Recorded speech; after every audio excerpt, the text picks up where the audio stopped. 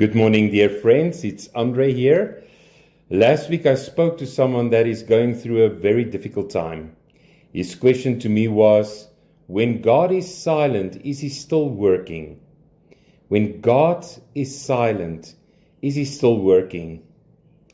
Now, what do you answer? You either have to answer yes or no or maybe, don't know, I don't have the slightest idea, or I've never even thought about it.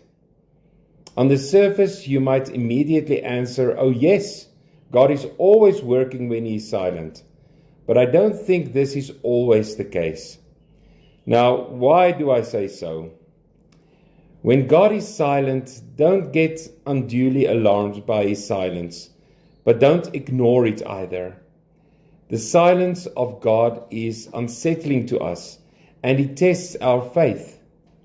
James 1 verse 3-4 tells us, knowing this, that the trying of your faith works patience.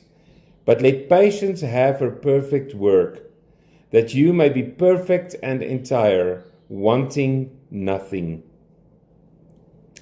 Let patience work. Let patience do its job to complete the work that needs to be completed. We are often too quick to say, oh, it must not be God's will, and give up way too soon. God is still working on it in His silence. It often takes time for things to work out. Hold fast to your faith during the silent times. Answers are often just around the corner. On the other hand, there are often times when God can't work because He has given people free will to either choose to follow Him or not. We can make the choice to believe Him or to go our own way. All we like sheep have gone astray. We have turned everyone to his own ways, it says in Isaiah 53 verse 6. There are often periods of silence when God lets people go their own way and take the consequences of their wrong choices before they turn things around. In Mark 6 verse 5, Jesus could do no mighty work save that He laid His hands on a few sick and healed them. He marveled because of their unbelief, it says in the Bible. He couldn't do what He had the power to do because the people didn't believe. That day, a lot of people experienced the silence of God when they could have been healed. It doesn't say why they didn't believe. There is a scripture in Hosea 4 verse 6 that says, my people are destroyed for lack of knowledge. If you talk to people today, you would find out that a lot of people do not believe that healing is for us today, and will say that was intended for the apostles only. We have some friends that say we do not believe in prayer for the sick. God does not do that today. If people lack knowledge on God's provisions, they will not receive what they need. We need to see what promises are there for us and apply them to our situation, whether it is for healing or finances or whatever else we need today. Now, another reason for God's silence is deliberate sin. If I regard iniquity in my heart, the Lord will not hear me. It says in Psalm 66, verse 18. I want to read it again. If I regard iniquity or cherish sin in my heart, the Lord will not hear me. A barrier will go up and we don't hear from God. He is silent for a reason. If we identify the silence as sin, we can get that taken care of. In 1 John 1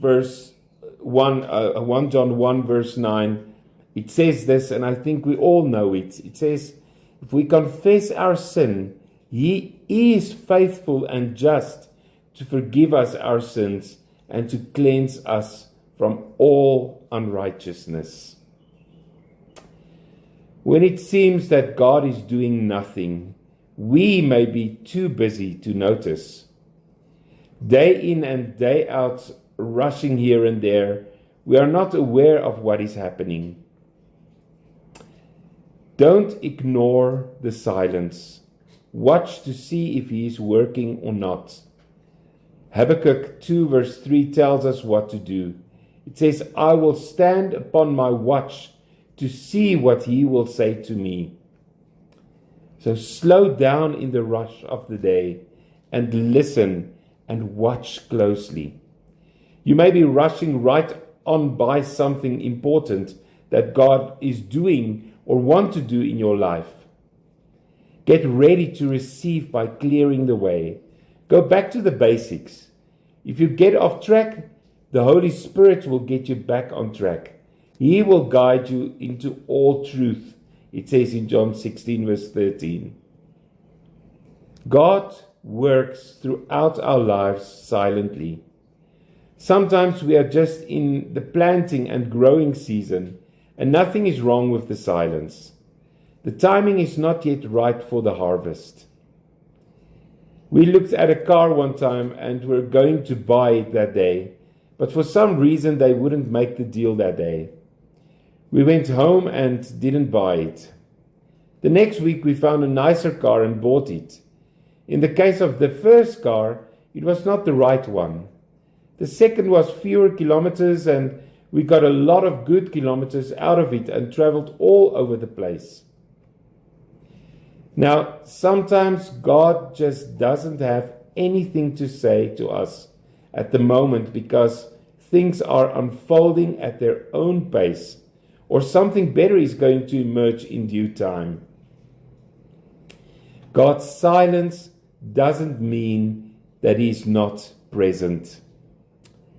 Hebrews 13 verse 5 says, I will never leave you nor forsake you. My favorite verse in the Bible.